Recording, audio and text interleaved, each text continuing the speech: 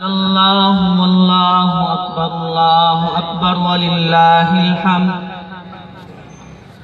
الله أكبر لا إله إلا الله والله أكبر ولله الحمد.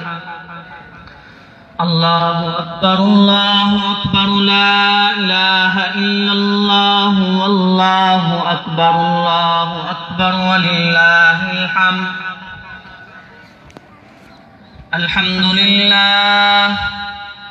الحمد لله نحمده ونستعينه ونستغفره ونؤمن به ونتوكل عليه ونعوذ بالله من شرور أنفسنا ومن سيئات أعمالنا.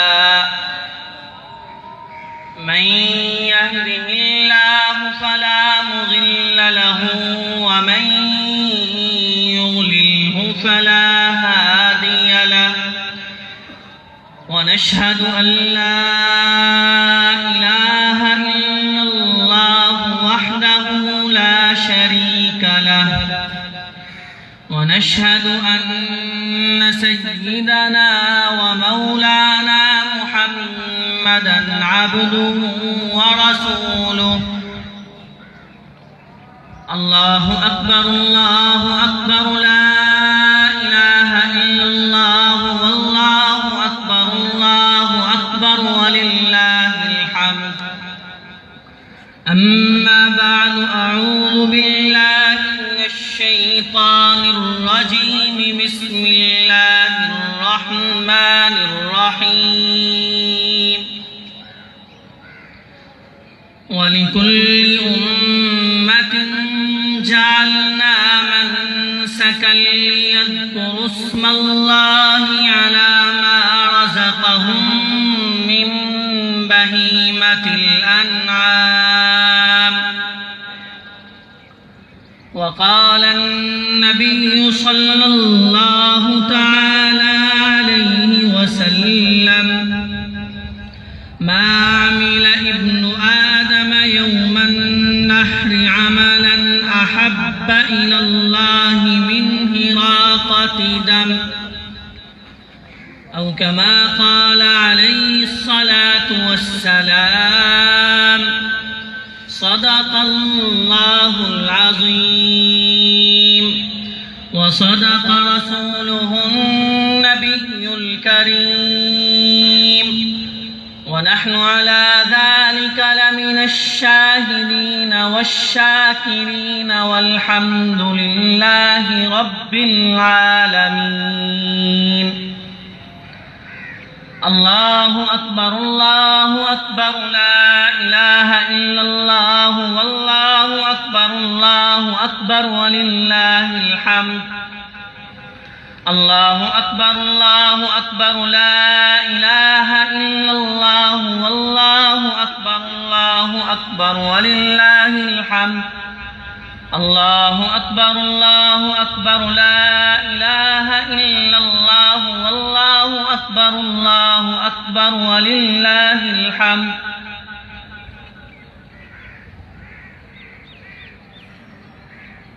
انتہائی معزز سامعین و حاضرین،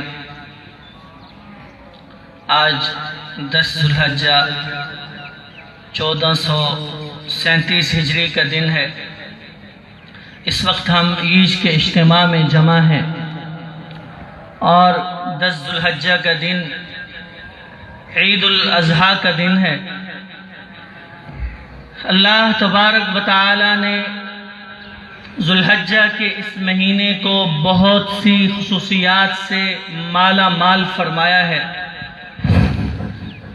اسلام کے اندر ہر دن اہم ہے، ہر رات اہم ہے، ہر گھڑی اہم ہے، ہر لمحہ اور ہر لحظہ اہم ہے، لیکن اللہ تبارک و تعالی نے کچھ دن، کچھ گھڑیاں، کچھ مہینے ان میں کچھ خاص اہمیتیں ڈال دی ہیں۔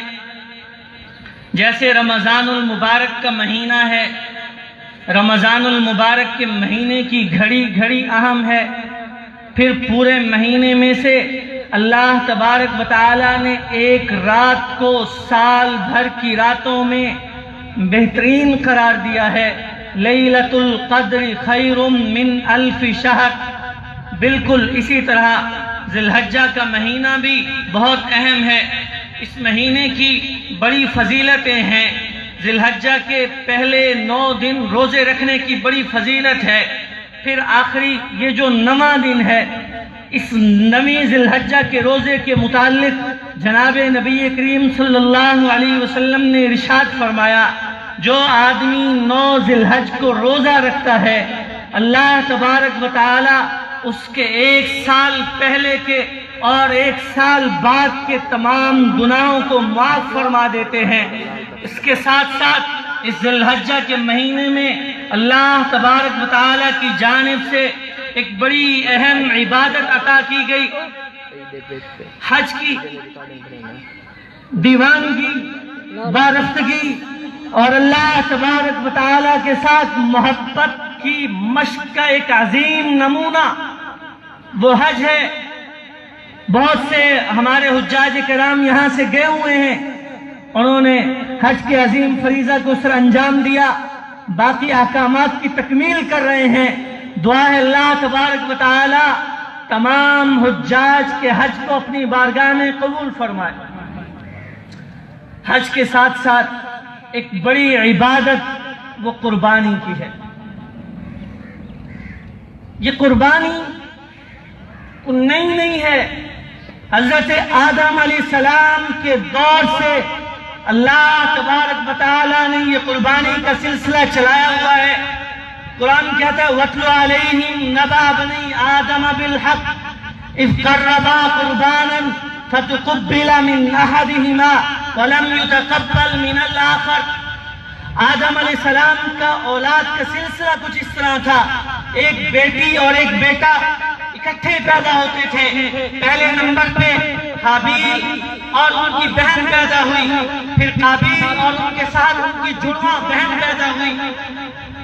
آج کل کی شریعتوں میں حضرت آدم علیہ السلام کے بعد کی شریعتوں میں اللہ تبارک و تعالیٰ نے بہن اور بھائی کے نکاح کو حرام قرار دے دیا ہے، لیکن اس وقت چونکہ دنیا میں اور انسان ہی نہیں تھے، اس لیے اللہ تبارک و تعالیٰ نے بہن اور بھائی کے نکاح کو جائز قرار دیا تھا۔ بہن اور بھائی کا آپس میں نکاح ہوتا تھا، لیکن جڑواں بہن بھائی کا آپس میں نکاح نہیں ہو سکتا تھا، بلکہ ایک جوڑے کا دوسرے جوڑے سے نکاح ہوتا تھا۔ ایک اللہ تبارک و تعالیٰ کا قانون ہے، اللہ تبارک و تعالیٰ کا نظام ہے۔ اللہ کسی کو خوبصورت پیدا کرتے ہیں، کسی کو بدصورت پیدا کرتے ہیں، کوئی خوش شکل ہوتا ہے، کوئی درمیانی شکل والا ہوتا ہے۔ چنانچہ حضرت آدم علیہ السلام کی ایک بیٹی خوش شکل تھی، ایک درمیانی شکل کی تھی، اور قانون کے مطابق ایک جوڑے کا دوسرے جوڑے سے نکاح ہونا تھا۔ چنانچہ ایک بھائی یہ کہنے لگا کہ میں اپنی جڑواں بہن سے نکاح کروں۔ قربانی کا وقت آیا، قربانی کی دونوں نے۔ اس وقت قربانی کا اصول یہ تھا کہ لوگ جانور کو ذبح کر کے پہاڑ پر پھینک دیتے تھے، جنگل میں پھینک دیتے تھے، بیابان میں پھینک دیتے تھے۔ آگ آتی، آگ اس جانور کو جلا دیتی، آگ اس گوشت کو جلا دیتی۔ جس کا گوشت جل جاتا اللہ تبارک و تعالیٰ کے ہاں اس کی قربانی مقبول ہو جاتی، منظور ہو جاتی۔ جس کا گوشت نہیں جلتا تھا اللہ کے ہاں وہ قربانی قبول نہیں ہوتی تھی۔ وہ شخص لوگوں میں مردود تصور کیا جاتا تھا، نامراد تصور کیا جاتا تھا۔ اس شخص کا یہ عیب لوگوں میں ظاہر ہو جاتا تھا کہ یہ شخص اللہ کے ہاں اچھا نہیں ہے، یہ شخص اللہ کا مقرب نہیں ہے، یہ کوئی گنہگار ہے، اس کا کوئی بڑا عمل ہے جس نے برے عمل نے اللہ کو ناراض کر رکھا ہے، اس وجہ سے اللہ نے اس کی قربانی کو قبول نہیں کیا۔ چنانچہ یہ سلسلہ چلتا رہا۔ اور اس کے بعد اللہ تبارک و تعالی نے اپنے خلیل حضرت ابراہیم علیہ السلام کا امتحان لیا۔ اللہ اکبر، اللہ کی حضرت ابراہیم علیہ السلام سے جو خلیلگی کا تعلق ہے، جو دوستی کا تعلق ہے، بڑا عجیب تعلق ہے۔ اللہ نے اس خاندان سے چند امتحان لیے اور حضرت ابراہیم علیہ السلام ان تمام کے تمام امتحانوں میں کامیاب ہوئے، اور ان امتحانوں میں سے ایک امتحان حضرت اسماعیل علیہ السلام کی قربانی کا تھا۔ یا ابت افعل ما تؤمر قال یا بنی انی ارا فی المنام انی اذبحک فانظر ماذا تری۔ اے میرے بیٹے ابراہیم، میں تمہیں خواب میں ذبح کر رہا ہوں، میں نے اپنے ہاتھ سے تمہاری گردن پہ چھری چلائی ہے۔ انی اذبحک، میں تمہیں ذبح کر رہا ہوں۔ فانظر ماذا تری، میرے پیارے بیٹے تمہاری کیا رائے ہے؟ اس لیے کہ نبی کا خواب سچا ہوا کرتا ہے، نبی جو دیکھتے ہیں ان کو پورا کرنا ہوتا ہے۔ نبی کو کوئی طاقت جھوٹا خواب نہیں دکھا سکتی۔ عام انسانوں کو وسوسوں کے ساتھ، شیطانی خیالات کے ساتھ بھی خواب آ سکتے ہیں، نبیوں کو شیطانی خیالات نہیں آتے۔ نبی کی حفاظت اللہ تبارک و تعالی خود فرماتے ہیں، میں تمہیں اپنے ہاتھ سے ذبح کر رہا ہوں، میرے بیٹے مجھے بتلاؤ تمہاری کیا رائے ہے؟ قربان جاؤں ابراہیم علیہ السلام کی اللہ تبارک و تعالی کے ساتھ محبت پر، اللہ سے تعلق پر، اللہ کی بندگی کے بلند مقام پر، اور دوسری جانب اسماعیل علیہ السلام کی والد کی فرما برداری پر، اللہ کی فرما برداری پر فرمانے لگے یا ابتی افعل ما تؤمر، ابا جان آپ کر گزریے جس کا آپ کو حکم دیا گیا۔ ستجدنی انشاءاللہ من الصابرین، آپ مجھے صبر کرنے والوں میں سے پائیں گے، بے صبروں میں سے نہیں پائیں گے۔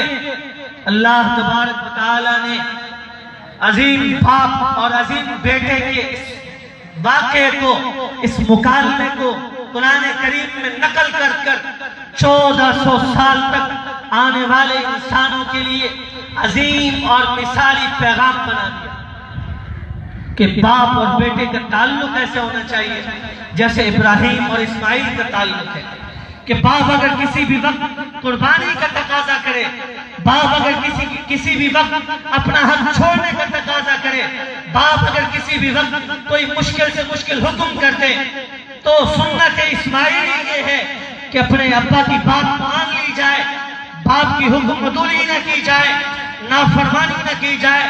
قرآن میں یہی کہتا ہے وَلَا تَقُلْ لَهُمَا أُفٍّ وَلَا تَنْهَرْهُمَا وَقُلْ لَهُمَا قَوْلًا كَرِيمًا، کہ اللہ تبارک و تعالی یہ فرماتے ہیں کہ والدین کی اطاعت کرو، والدین کی فرما برداری کرو، والدین کے سامنے اف تک نہ کہو۔ معذرت کے ساتھ آج کل کے ہم نوجوان بڑی ڈٹائی سے والدین کی نافرمانی کرتے ہیں۔ ہم یہ کہتے ہیں ابا جی آپ کو کیا پتا، آپ اپنا دور گزار چکے ہیں، یہ اب ہمارا وقت ہے، ہمیں پتہ ہے ہم نے کس طرح سے وقت گزارنا ہے، آپ ہمارے معاملات میں دخل اندازی نہ کریں۔ یہ شریعت کی خلاف ورزی ہے۔ شریعت یہ کہتی ہے والدین جو کہیں اس کو مان لیا جائے، اسلام کے مطابق والدین جو کہیں اسے قبول کر لیا جائے۔ اگر خدا نہ خواستہ ظاہراً باپ کی، والدہ کی، ماں کی بات ماننے میں کوئی نقصان نظر آ رہا ہو تو اللہ تبارک و تعالیٰ کی حکمت یہ ہے اس نقصان کے پیچھے کوئی بہت بڑا فائدہ ہوگا، لہذا فوری طور پر والد اور والدہ کی بات کو مان لینا چاہیے۔ اللہ تبارک و تعالیٰ نے حضرت اسماعیل علیہ السلام کی قربانی کا حکم دیا، حضرت ابراہیم علیہ السلام۔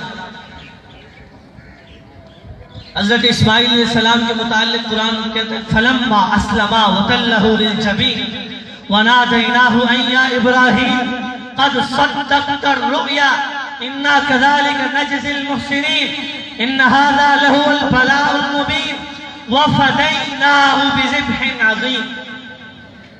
حضرت ابراہیم علیہ السلام کو اسماعیل علیہ السلام کہہ رہے ہیں ابا جی آپ میرے ہاتھ باندھ لیجئے، میرے پاؤں باندھ لیجئے، کہیں ایسا نہ ہو شفقت پدری غالب آ جائے آپ پر اور آپ کی پدرانہ شفقت کے نتیجے میں اللہ تبارک و تعالیٰ کے حکم کی نافرمانی سرزد ہو جائے۔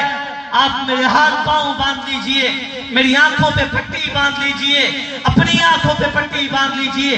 دونوں باپ بیٹا آپس میں عہد کر کے اللہ رب العالمین کی دربار میں حکم کو پورا کرنے کے لیے چل پڑتے ہیں۔ راستے میں شیطان آتا ہے، حضرت ابراہیم علیہ السلام کو بہکانے کی کوشش کرتا ہے، فوراً لا حول ولا قوت الا باللہ پڑھ کر شیطان کو کنکریاں مارتے ہیں۔ اللہ تبارک و تعالیٰ کو اس حضرت ابراہیم کی یہ ادا اتنی پسند آئی کہ آج بھی دنیا بھر سے جتنے بھی حجاج جاتے ہیں شیطان کو جن جن مقامات پر ہمارے دادا حضرت ابراہیم علیہ السلام نے کنکریاں ماری تھی، امت محمدیہ کے تمام لوگ بھی کنکریاں مارتے ہیں، رمی جمرات کرتے ہیں اور قیامت تک یہ عمل جاری رہنا۔ یہ ادائیں ہیں حضرت ابراہیم علیہ السلام کی جو اللہ کو پسند آئی ہیں۔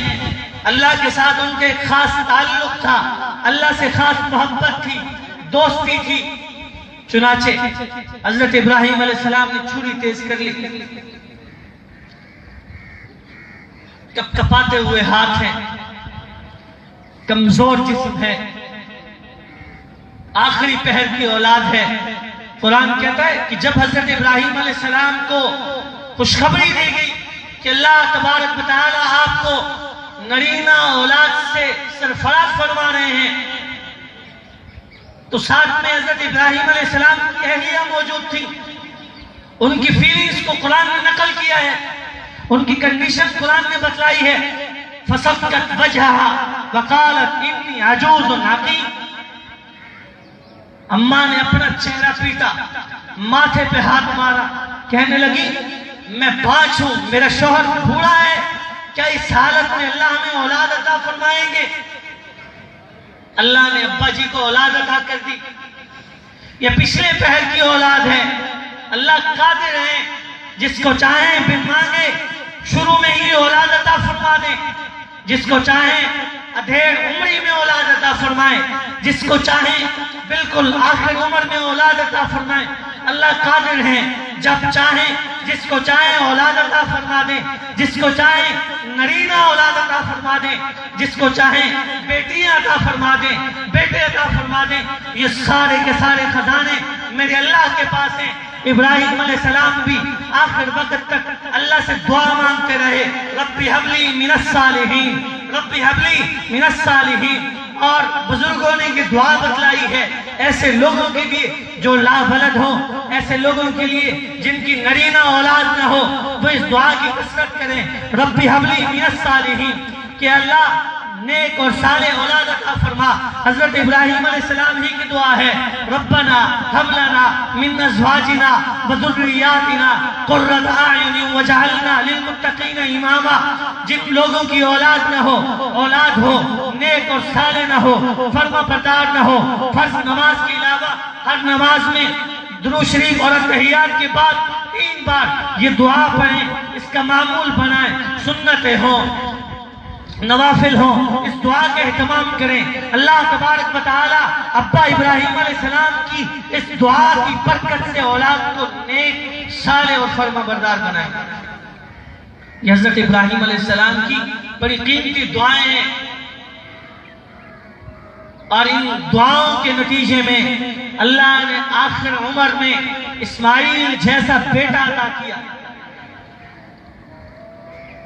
ادھیڑ عمری، ادھیڑ سے بھی بڑھ کر بڑھاپے میں ہیں، 80 سال سے زائد عمر ہے، ہاتھ کپ کپا رہے ہیں، چھری کو تیز کیا ہوا ہے، لخت جگر کی گردن پر والد اپنے پیارے بیٹے کی گردن پر چھری چلانے کی کوشش کر رہے ہیں، زور لگا رہے ہیں، چھری چلا رہے ہیں، چل نہیں رہی، چلا رہے ہیں، چل نہیں رہی۔ اچانک چھری چل جاتی ہے۔ وَنَادَيْنَاهُ يَا إِبْرَاهِيمُ، حضرت ابراہیم علیہ السلام کو آواز دی جاتی ہے، قَدْ صَدَّقْتَ الرُّؤْيَا، قَدْ صَدَّقْتَ الرُّؤْيَا، قَدْ صَدَّقْتَ الرُّؤْيَا۔ اے میرے خلیل، آپ اپنے امتحان میں پورے ہو گئے، آپ نے اپنے خواب کو پورا کر دیا ہے، آپ نے اپنے رب کو راضی کر لیا ہے، اللہ کی بات کو مان لیا ہے۔ اِنَّا كَذَلِكَ نَجْزِي الْمُحْسِنِينَ وَفَدَيْنَاهُ بِذِبْحٍ عَظِيمٍ وَفَدَيْنَاهُ بِذِبْحٍ عَظِيمٍ۔ اللہ فرماتے ہیں ہم نے ذبح عظیم عطا کر دیا۔ حضرت اسماعیل علیہ السلام کی جگہ پر وہ چھری میڑے پہ چل گئی۔ اللہ تبارک و تعالیٰ نے جنت سے ایک میڑا بھی بھیج دیا۔ اگر حضرت اسماعیل علیہ السلام پہ چھری چل جاتی تو ہم جیسے کمزور ایمان لوگ کہاں جاتے؟ ہمارے لیے تو بڑا مشکل تھا، کسی کو اگر اللہ نے ایک بیٹا عطا کیا ہوتا اور اللہ کی طرف سے حکم آ جاتا قربانی کرو، ہمارے ایمان کا بڑا سخت امتحان ہونا تھا۔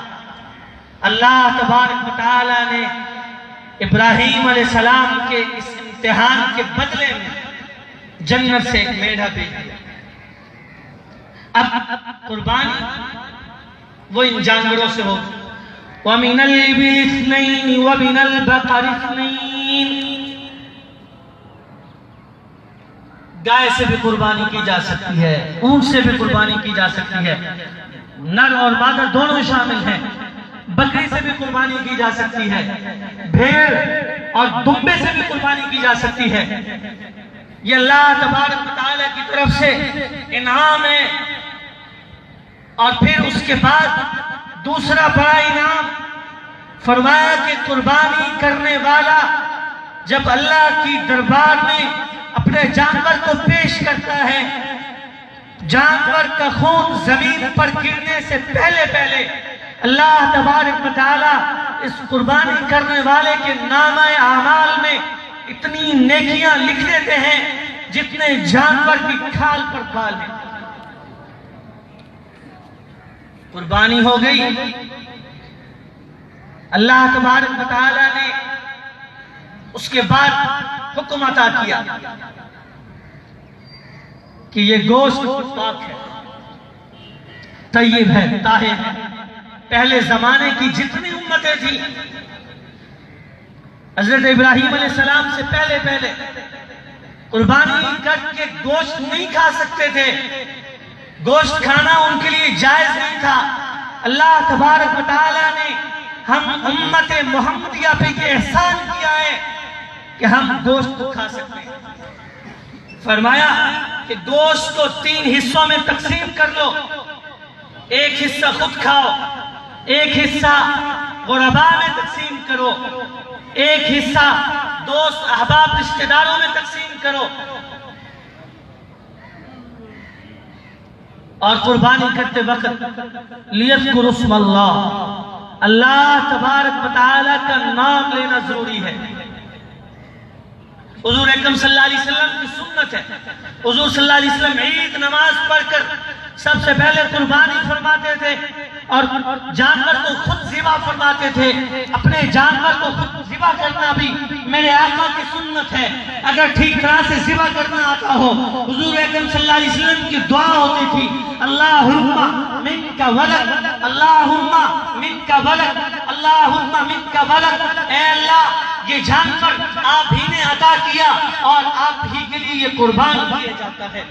اللہ کے دربار میں جانور پیش کر دیتے اور جانور قربانی کرتے وقت اس بات کا لحاظ رکھا جائے کہ جانور میں کوئی عیب نہ ہو، کوئی نقص نہ ہو، اس لیے کہ یہ جانور رب العالمین کے دربار میں پیش کیا جا رہا ہے، احکم الحاکمین کے دربار میں پیش کیا جا رہا ہے، اس رب کے دربار میں پیش کیا جا رہا ہے جس کی نعمتوں کے شکرانے میں ہم نے یہ قربانی کی، جس کی رضا کو حاصل کرنے کے لیے ہم نے یہ قربانی کی، جس نے سارا سال ہمیں بن مانگے یہ رزق عطا کیا، اور یہ قربانی ہر صاحب نصاب مسلمان پر واجب ہے۔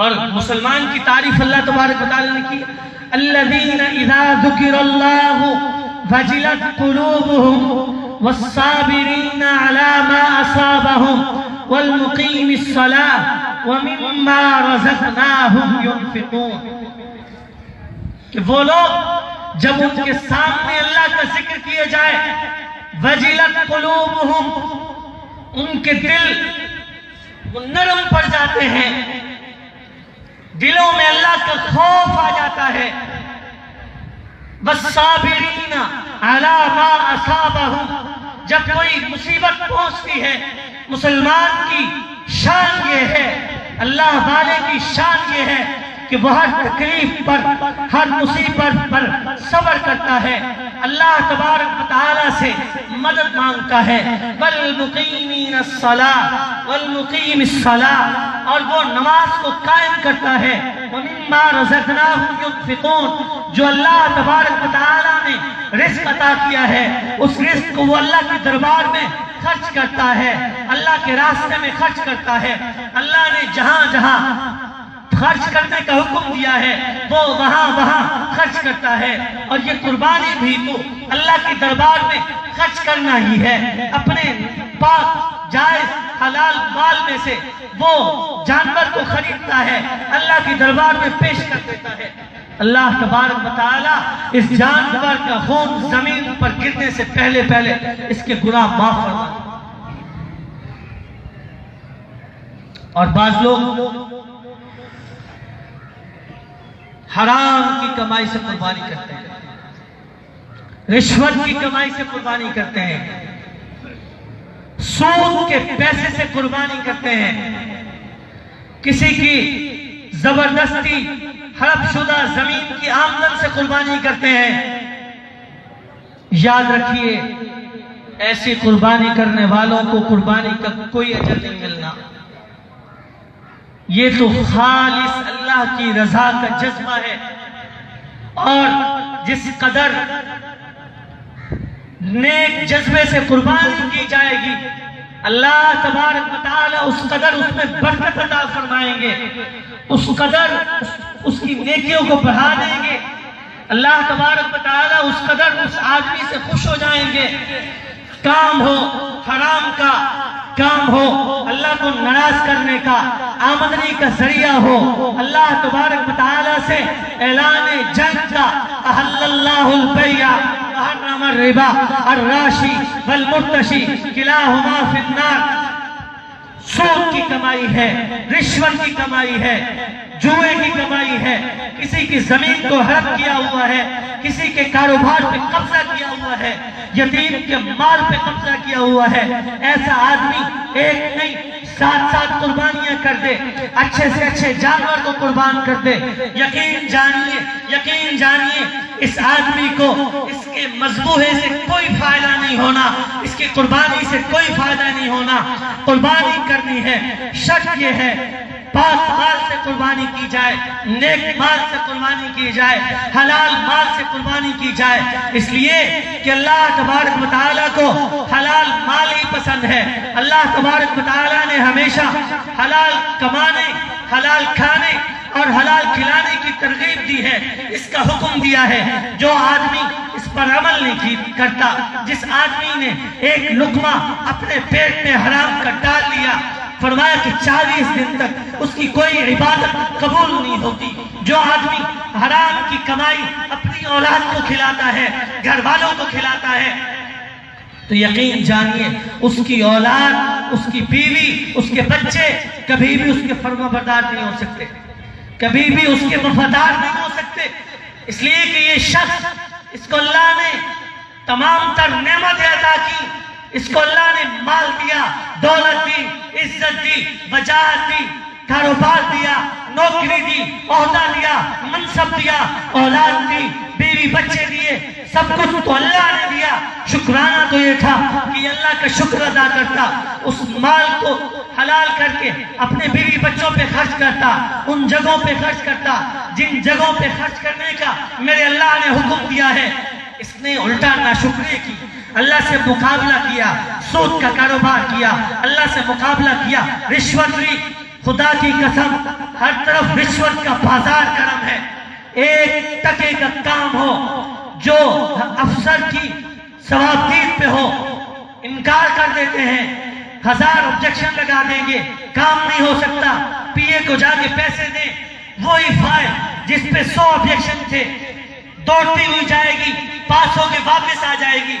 ہمارے ملک کو اس رشوت نے تباہ کیا ہے، اس سودی نظام نے تباہ کیا ہے، اللہ کی مسلسل بغاوت نے تباہ کیا ہے، اللہ کی مسلسل نافرمانی کی وجہ سے ہم دہشت گردی کے عذاب میں گرفتار ہیں، اللہ کی مسلسل نافرمانی کی وجہ سے عدم استحکام میں گرفتار ہیں، اللہ کی مسلسل نافرمانی کی وجہ سے ہماری معیشت زبوں حالی کا شکار ہے، ہم غیروں کے سامنے گھٹنے ٹیکنے پہ مجبور ہیں۔ ہم نے اللہ کے قانون کو چھوڑا، اللہ کی کتاب کو چھوڑا، اللہ کے حبیب صلی اللہ علیہ وسلم کے بنائے ہوئے نظام مملکت کو چھوڑا، ہم نے اسلام کو، اسلامی نظام کو ناقص سمجھا، ناقص گردانا۔ نام لیتے ہیں ہم اسلام کا کام کرتے ہیں، ہم کفر والوں کے، بلکہ ہمارے پاس کام تو کافروں سے بھی بڑھ کر گھٹیاں ہیں۔ یہ وجوہات ہیں ہمارے ذلتوں میں، رسوائیوں میں گرفتار ہونے کی۔ ہر آدمی کرپشن پہ تلا ہوا ہے، پرائیویٹ سیکٹر ہو، سرکاری محکمے ہو، کوئی آدمی دیانتداری سے کام کرنے کو تیار نہیں ہے۔ لوگ بجلی چوری کرتے ہیں، یہ سمجھتے ہیں کہ بجلی چوری کرنے میں کوئی حرج نہیں ہے۔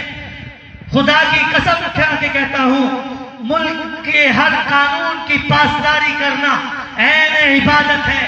شریعت سے متصادم قوانین کے علاوہ ہر قانون کو ماننا، ہر قانون پہ عمل کرنا عین عبادت ہے۔ جو لوگ ملک کے قوانین کو توڑتے ہیں، قانون شکنی کرتے ہیں، وہ گنہگار ہوتے ہیں۔ قیامت میں ان سے اللہ تبارک و تعالیٰ پوچھیں گے کہ تمہاری وجہ سے پورے ملک کا نظام متاثر ہوا تھا۔ ہم لوگ بڑی ڈھٹائی سے ٹریفک سگنل کراس کر جاتے ہیں اور ہم یہ سمجھتے ہیں کہ ہمیں کوئی نہیں دیکھ رہا۔ ہمارا ٹریفک سگنل کو کراس کرنا، غیر قانونی طور پہ کراس کرنا بہت بڑا گناہ، غیر قانونی تجاوزات، راستوں میں ریڑیاں لگا دینا، راستوں میں مستقل پٹے لگا کے رکھنا، یہ لوگوں کا راستہ تلف کرنے والی بات ہے۔ شیخ الاسلام حضرت مولانا مفتی محمد تقی عثمانی صاحب دامت برکاتہ عالیہ نے ارشاد فرمایا کہ یہ بہت بڑا گناہ ہے۔ حکومت کا جرم الگ ہے، مان لیا کہ ٹی ایم میں پیسے لے کے خاموش ہو جائے گی، لیکن جو لوگ راستے سے گزرتے ہوئے 1000 لوگ تکلیف اٹھاتے ہیں، قیامت کے دن کس سے جا کر معافیاں مانگو گے، کس کو جا کر راضی کرو گے؟ خدا کی قسم ملک کا ایک قانون، اس کی پاسداری کرنا عبادت، شریعت کے عین مطابق ملک کے قوانین کو توڑنا باعث گناہ۔ ہمارے ملک کی زبوحالی کی وجہ ہر ایک نے اپنے فرائض کو پورا کرنا چھوڑ دیا۔ اگر ہم میں سے ہر ایک اپنے فرائض کو پورا کرے، ہم میں سے ہر ایک اللہ کو راضی کرے، اللہ کے حبیب صلی اللہ علیہ وسلم کی سنتوں پہ چلے، ہر ایک اچھا شہری بن کر، ملک کا وفادار بن کر زندگی گزارے، ہمارے تمام کے تمام مسائل حل ہو جائیں۔ ہماری حکومتوں کی غیر شرعی کام، سود پہ سود، سود پہ سود، سود پہ سود، اس کی نحوستیں ہیں کہ آج ہم جن بحرانوں کے شکار ہیں۔ اللہ تبارک و تعالی ہمیں ان تمام بحرانوں سے نجات عطا فرمائے۔ شریعت نے حکم دیا حلال کمانے کا، ہم نے سود اختیار کیا، نتیجتاً ہماری معیشت جاتی رہی. شریعت نے حکم دیا رشوت سے کنارہ کشی کا. ہم نے رشوت کو اپنا معمول بنا لیا. نتیجتاً سارے کے سارے محکمے تباہ ہو گئے. شریعت نے حکم دیا اپنے بچوں کو گھر کے ماحول کو درست کرنے کا، پردہ کرانے کا. ہم نے پردے کو دور جاہلیت کی نشانی قرار دے دیا. نتیجے میں ہمارا سارا کا سارا معاشرہ تباہ ہو گیا. شریعت نے حکم دیا ٹی وی سے، کیبل سے اپنے گھروں کو بچانے کا. ہم نے شریعت کا مقابلہ کیا، گھروں میں یہ ساری چیزیں لے آئے اور اپنی اولاد کو فری ہینڈ دے دیا، استعمال کرنے کی اجازت دے دی. نتیجے میں معاشرہ تباہ ہو گیا. شریعت نے کو ایجوکیشن سے منع کیا. خدا کی قسم دین تعلیم سے منع نہیں کرتا، دین تعلیم کا حامی ہے. دین خود حکم دیتا ہے بچوں کو تعلیم دینے کا، بچیوں کو تعلیم دینے کا، بچوں کو تہذیب سکھلانے کا، بچیوں کو تہذیب سکھلانے کا. ہاں دین منع کرتا ہے مغربی تہذیب سے، ایسی تہذیب جو انسان کو اپنے ماں باپ سے دور کر دے، ایسی تہذیب جو انسان کو اپنے اولاد کے حقوق پورا کرنے سے دور کر دے، ایسی تہذیب جو انسان کو اللہ کا باغی بنائے، دین کا باغی بنائے، اسلام کا باغی بنائے. ہم نے شریعت کا مقابلہ کیا، نتیجتاً ہمارے گھر تباہ ہو گئے.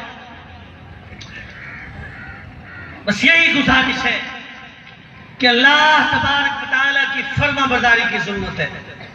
جتنی زیادہ اس رب کی فرما برداری کریں گے اتنی زیادہ اللہ تبارک و تعالیٰ کی جانب سے اس معاشرے پر رحمتیں ہوں گی. اس معاشرے کے لیے اللہ آسانیاں پیدا فرمائیں گے. اس معاشرے کے لوگ اتنی زیادہ سہولتوں میں آ جائیں گے.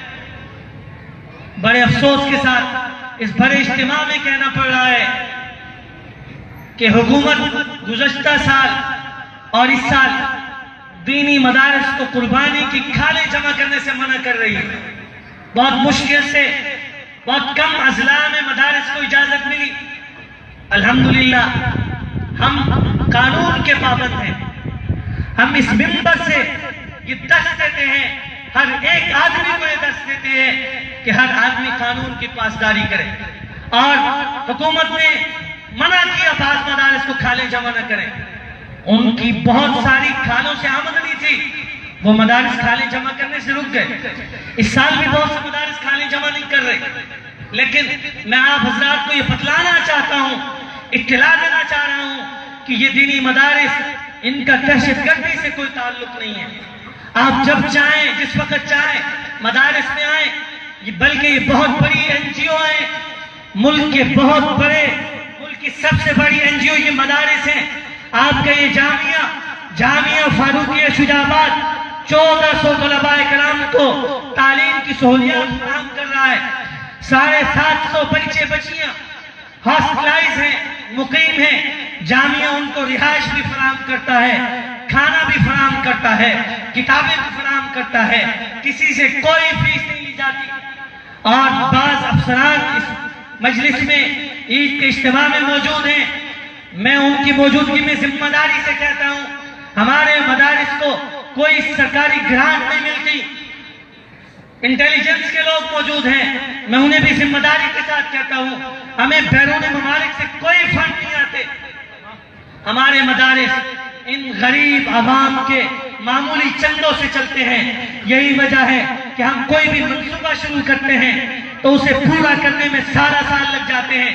یہ دارالحدیث کے پیچھے ہمارا تعلیمی بنیاد بن رہا ہے. اس پہ اللہ کی توفیق اور آپ حضرات کے عطایا سے 1.5 کروڑ سے زائد خرچ ہو چکا ہے. ایک منزل کی تکمیل ہو رہی ہے، دوسری کا آغاز ہو چکا ہے. ہمارے یہ دارالقرآن کے اوپر کی منزل نامکمل ہے، مسجد کا کام باقی ہے، بچیوں کے مدرسے میں قرآن حال کی تعمیر جاری ہے. لیکن ہم اپنے بچوں کو اس پہ نہیں لگاتے کہ وہ مستقل جا کے چندے کریں، وہ ٹوپیاں اٹھا کے پھرتے رہیں. ہم نے الحمدللہ اپنے طلباء کو خودداری سکھائی ہے، عزت کے ساتھ جینے اور پڑھنے کی تعلیم دی ہے. جامعہ فاروقیہ کا کوئی طالب علم کبھی بازار میں ٹوپی اٹھا کے نہیں آئے گا. آپ حضرات خود جامعہ میں تشریف لاتے ہیں، اپنی عطایا جمع کراتے ہیں.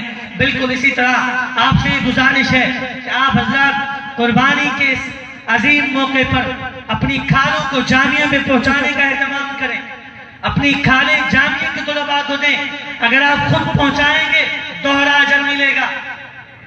اور اللہ کے یہاں پہ جو لوگ مقیم ہیں یہ اللہ اور اس کے رسول کے مہمان ہیں، مقامی بچے بہت کم ہیں، سب باہر کے ہیں۔ اگر آپ خود ان کی اکرام میں، ان کی عزت کرتے ہوئے، ان کی تقریب کرتے ہوئے کھال لا کر مدرسے میں پہنچائیں گے دوہرا اجر ملے گا۔ طلباء کا احترام یہی ہے کہ آپ خود پہنچائیں۔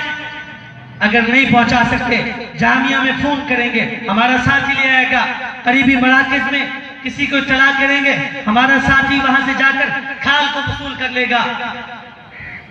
اور کھال دینی مدارس کو ہی دینی چاہیے، دینی مدارس اس کے سب سے زیادہ حقدار ہیں۔ وقت ہوا چاہتا ہے نماز عید کا۔ عید نماز کا طریقہ سن لیجئے۔ عید نماز کا طریقہ یہ ہے کہ نماز عید کے لیے نہ کوئی اذان ہے نہ کوئی تکبیر ہے۔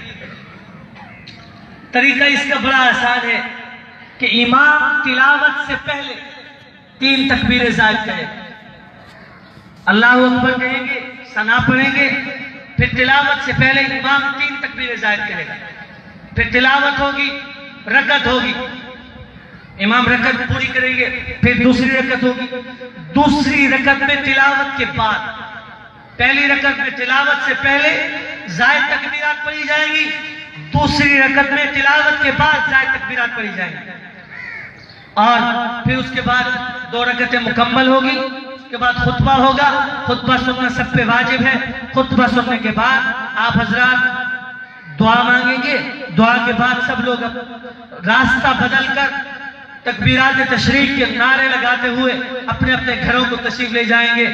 دعا ہے اللہ تبارک و تعالی تمام تر احکامات میں اپنی فرما برداری کرنے کی توفیق عطا فرمائے، اپنی نافرمانیوں سے بچائے، اور اپنے حبیب صلی اللہ علیہ وسلم کی سنتوں پر عمل کرنے کی توفیق عطا فرمائے۔